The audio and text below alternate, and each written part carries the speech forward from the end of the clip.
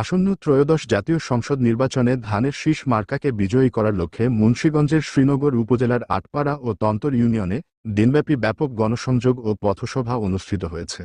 এই কষ্টের ফল ইনশাআল্লাহ হবেই।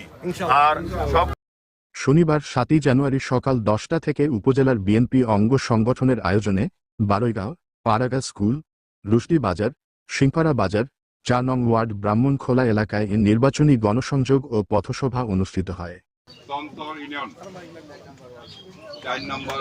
এ সময় প্রধান অতিথি হিসেবে উপস্থিত থেকে বক্তব্য রাখেন মুন্সিগঞ্জ 1 আসনের বিএনপি মনোনীত সংসদ সদস্য প্রার্থী ও সিরাজদি খান উপজেলা বিএনপি সভাপতি শেখ মোহাম্মদ আবদুল্লাহ।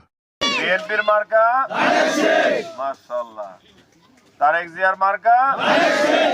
বিশেষ অতিথি হিসেবে বক্তব্য রাখেন শ্রীনগর উপজেলার বিএনপি সহ সভাপতি আবুল কালাম কানন।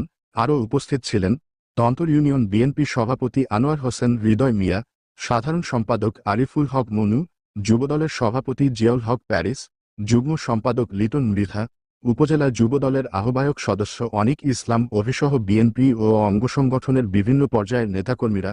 পথসভায় বক্তারা ধানের শীষ প্রতীকের পক্ষে ভোট প্রার্থনা করেন এবং গণতন্ত্র পুনরুদ্ধারে বিএনপি প্রার্থীকে বিজয়ী করার আহ্বান জানান।